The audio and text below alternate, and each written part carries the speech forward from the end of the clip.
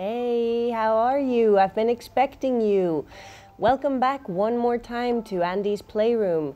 Now, last time we made puppets, but today we're going to make something completely different. Now, I am positive that you have done this at school before, but today we're going to make a very different type of thing. We're going to make a Chinese lantern. Un farolillo chino, Chinese lantern, okay? And what makes this lantern different from the ones that you've made at school before? Well, first of all, it's oval. Can you see that it's not a cylinder? It's oval, and it can be a Chinese lantern or a UFO, un ovni. Yeah? So it can be many different things, but I would rather it were a Chinese lantern. And where do Chinese lanterns come from? Well, if you think of the name, Chinese, China, Chinese lanterns come from China. Duh. So, what are they used for? Usually, they're used as decorations. You can make many of these and hang them all together from a piece of string, and you can make these lanterns, or the more common ones that you may be used to, that are made simply by folding paper and making cuts in paper. Cylinder ones. Now, the only materials we are going to use today are a piece of paper, actually 2 sheets of paper, 2 pieces of card, and some string. Very, very simple. And when we've finished, you will see that you can make little lanterns like these to hang up from anywhere you want, at home, outside, but they're perfect for birthday parties. Birthday parties, comuniones. How do you say those in English? Comuniones, first communion. So let's go over to the desk where we will start making our Chinese lantern. The first thing you need to do, which I have already done here, is get 2 sheets of paper. And on these 2 sheets of paper, you need to get a paper plate or something big enough to make a circle. Can you see I already have the circles made right there? Okay, and what we're going to do is we're going to very carefully cut around the circle. Pardon me, I have a cough today. Okay, very carefully, because you want them both to be exactly the same. So make sure you cut around the line, because both circles need to be the exact same size for the lantern to work. Okay? In Spanish you call it a farolillo, and in English you call it a lantern, which is not a linterna. A lantern is not a linterna. A linterna in English is a flashlight, and a lantern in Spanish is farolillo. Okay? Lantern, farolillo, linterna, flashlight. 2 completely different things. So here I am, cutting around the circle. This is the thing that takes the longest, because afterwards it's really easy to make. Okay, so we cut out 1 circle, and immediately after we cut out the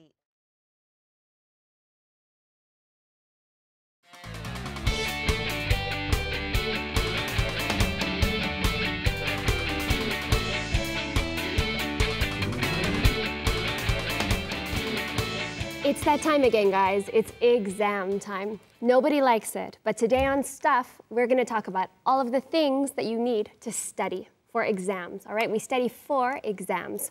Right now, I'm taking notes on relevant information in this textbook, all right? This is a textbook. So I have to take notes on the relevant information so that I know the material for my exam.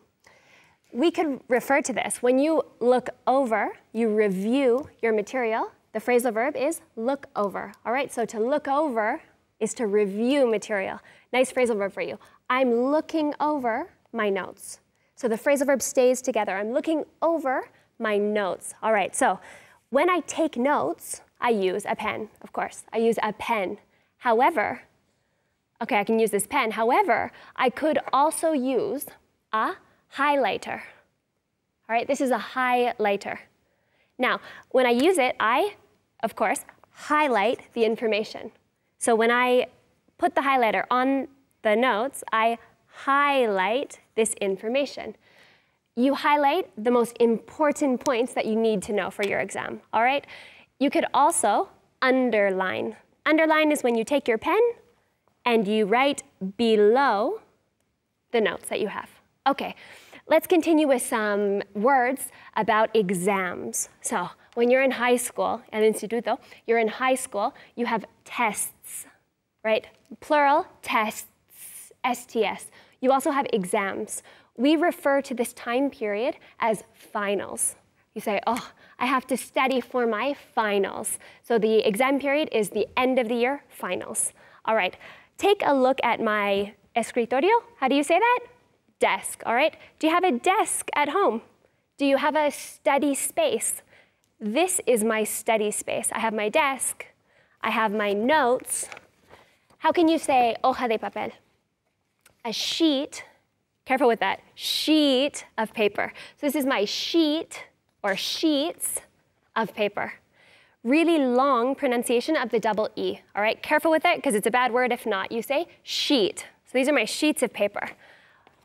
What can we call this? In order to keep your papers together, we call this a paper clip, right? It's similar in Spanish, but the pronunciation, paper clip, really short, clip. All right, good. So this is my red paper clip to keep my things together. I have, do we remember? Highlighter. Good, it's my highlighter. And I'm using all of these things in order to memorize the information that I need. Honestly, in Spain, the best students memorize. It's incredible. When I studied in Canada, no one memorized, right? We would cram. What is cram? To cram is when you try to put all of this information in your head. The day before an exam, 2 days before an exam, and it's not very good to cram. So I don't recommend cramming. I'm sitting here and I have to study. If I really don't want to study, there's a verb that we use. Maybe I get up, I go to the kitchen, I have a snack, and I'm not going to study. We call this procrastinate, to procrastinate, right? It is regular. Yesterday I procrastinated, because it ends in T, the sound T, tid. I procrastinated yesterday, and I'm procrastinating today. So if you needed to call me something, what?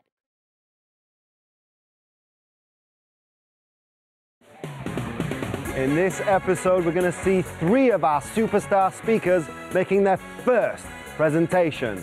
Welcome to the Communication Show! Woo! Yeah! Woo!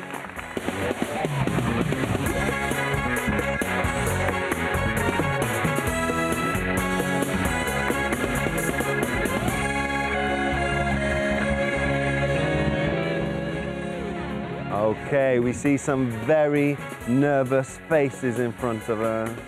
Are you nervous, guys? Yeah. Oh, please, please. What am I supposed to do with these people? Take a big, deep breath, collectively. Hold it, hold it. You going blue now? Perfect. Okay. Nothing to be nervous about, guys. You're going to do a really fantastic job. You guys at home know that this is our first presentation. Now, what can you do to improve while you're listening to other people's presentations? Well, again, during the first 5 programs, we talked about some theory and methods to look for in presentations. Okay, the things I personally look for as an instructor, as a teacher. So what you can do while people are speaking is make notes. See what feedback you might give if you were the teacher. Okay, and then maybe at the end you can compare to what I've said. Now, without waiting any more time, okay, because it must be torture. Let's give a big round of applause to John. Woo!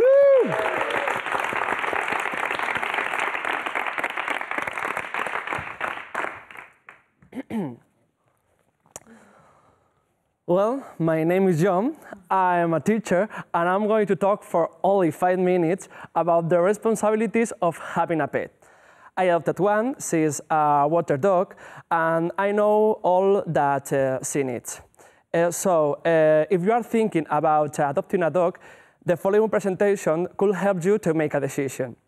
So, should we have a dog? This question arises in each family at least once in life. especially families with children, because puppies are adorable, loving, and loyal companions. But you never buy a dog on impulse, because having a dog in-house involves many changes for the whole family.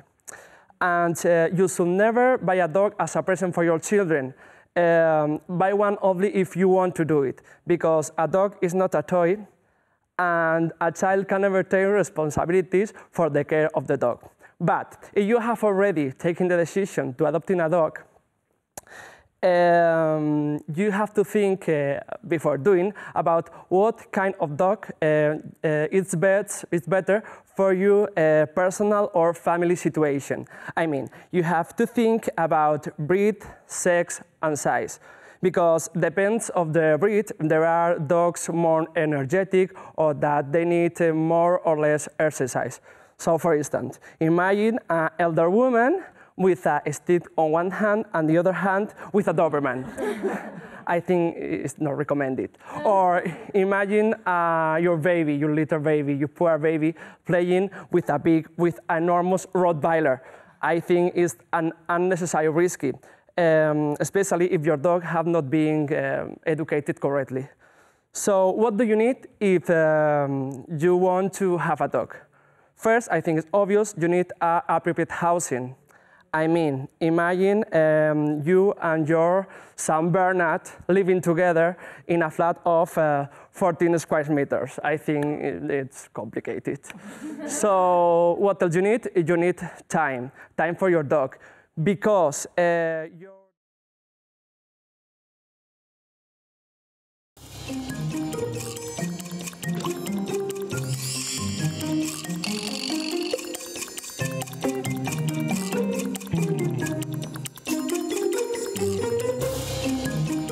Well, hello there, mistake makers, and welcome to Common Mistakes with me, Mark Holding. I hope you are well. I hope you're well. Let's talk about modals. Modals. You always seem to make a common mistake when it comes to modals. Let's prove this to you. Let's go to the street and ask them how they would say debo hacerlo. Let's see what they have to say. I must do it. I should do it. I must do it. Debo hacerlo. I should do it. I have to do it.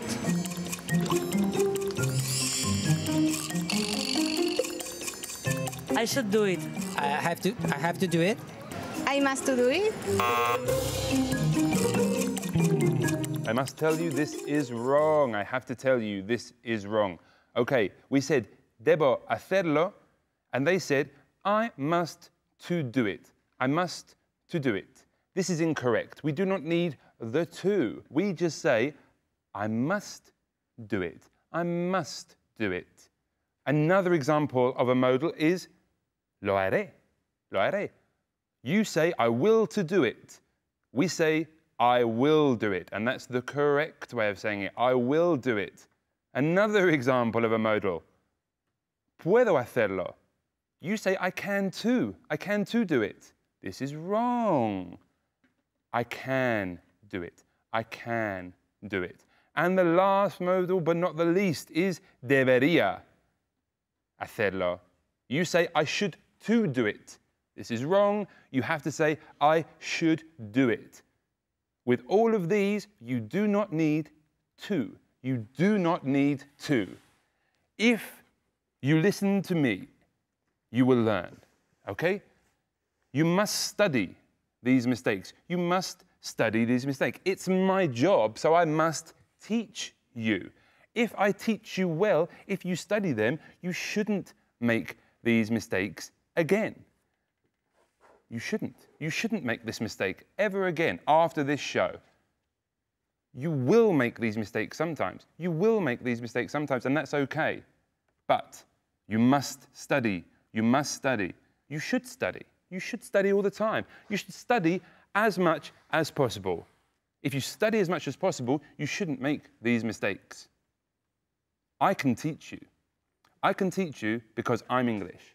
You can learn from me because I'm teaching you. You can learn to avoid these mistakes. You can always learn to avoid these mistakes. And you should try to avoid these mistakes. you must try. You must try. If you try, you will avoid them. Okay, are you ready for the test? I will test you now. I will test you now. Number 1. No puedo ir a la fiesta. No puedo ir a la fiesta. I can't go to the party. I can't go to the party. Not I can't to go to the party. I can't go to the party. Can you go to the party? I hope you can go to the party. Number 2. Number 2. Debo terminar este informe. Debo. Present of deber. I must. I must finish this report. Not I must to finish this report. Not I should finish this report. I must.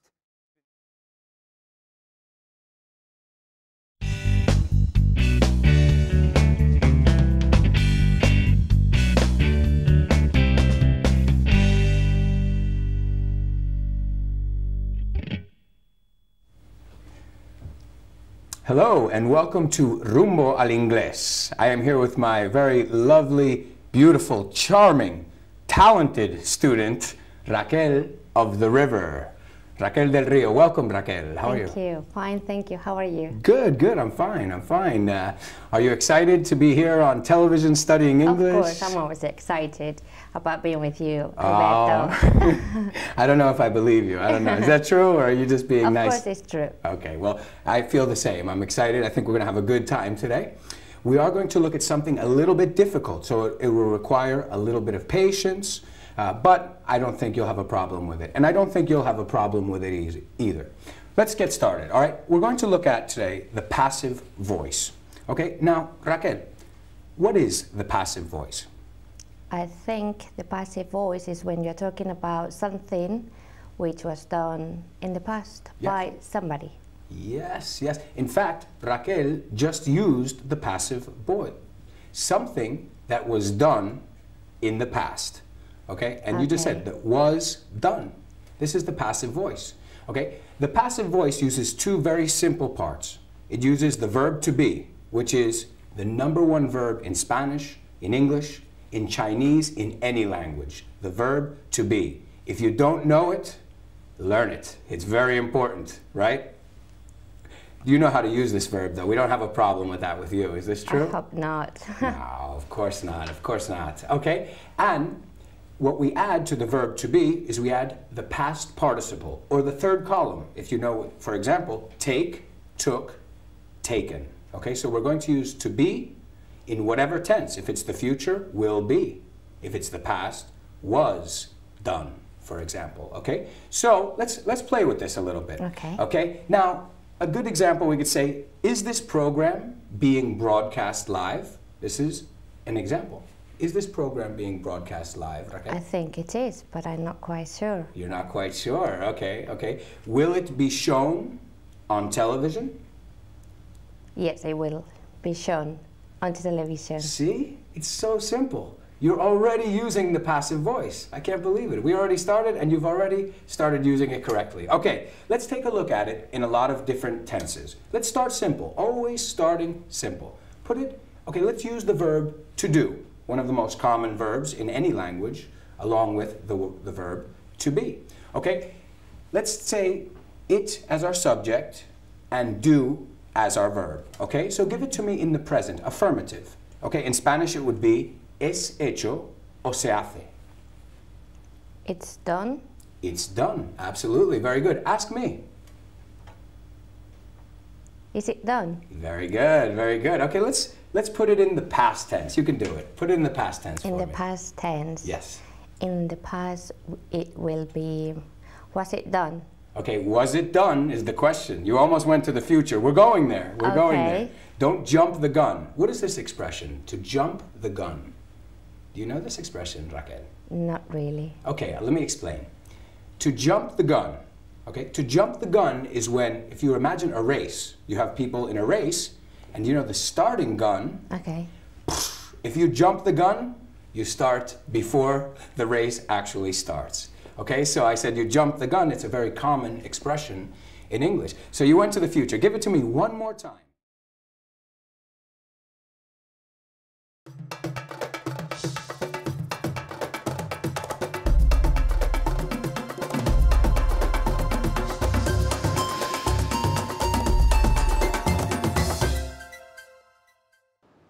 Hello and welcome. Welcome to a new class, to class number 5, which means we have completed 4 classes in the last 4 days, which means we're progressing, we are advancing, we're getting better, we're improving, we're making progress, we are slowly but surely covering material, and we are gradually moving towards the final goal, which is to speak English and to understand English very, very well.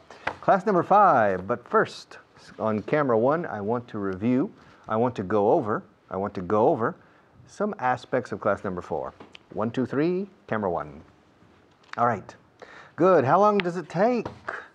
How long does it take to blow up a balloon? To blow up a balloon. Eso es inflar. How long does it take to blow up a bridge? Eso es volar un puente. How long does it take? How long does it take to blow out a candle? Apagar. How long does it take to put out a forest fire? To put out is extinguir, pero soplando. You can't blow out a forest fire unless you're Superman. How long does it take? How long does it take to iron a shirt? To iron a shirt. No me digáis iron, porque la palabra hierro o la palabra plancha, plancha de planchar ropa, no plancha de cocinar, is iron. Se escribe iron, se pronuncia iron. ¿Cómo se dice yo gano dinero? I earn. I earn. Ahora, acentúo mucho la I. Iron. Iron. Iron, iron, iron, iron. Okay, iron sides. To iron. How long does it take to iron a shirt? How long does it take to iron bed sheets? How long does it take to mop the floor of your kitchen? Pasar la mopa, we say to mop. How long does it take to vacuum in your house? Vacuum is pasar el aspirador. To hoover or to vacuum your house. How long does it take to learn how to play the guitar? Ask me. Richard, how long does it take to learn how to play the guitar? It depends. Well, what does it depend on? What does it depend on? Don. What does it depend on? La de final de depend. Lleva todo el peso. What does it depend on? It depends on what kind of guitar you want to learn. If you want to learn to play chords, simple chords, yes, Ave Maria, etc., then it doesn't take very long. It doesn't take very long. If you want to learn to play rock, it doesn't take, it takes about 6 months to learn to play okay. Now, if you want to play flamenco, it takes a year at least. If you want to play classical music, it can take a year. It takes a long time to learn how to play the guitar. And how long does it take to learn how to play the piano? The same. It takes a long time to learn how to play the piano relatively well. And ask me how long it takes to learn how to play American football. Oh, how long does it take to learn how to play American football? It depends. Well, what does it depend on? It depends on how much you want to learn. If you want to learn quickly, it doesn't take very long. It doesn't take very long.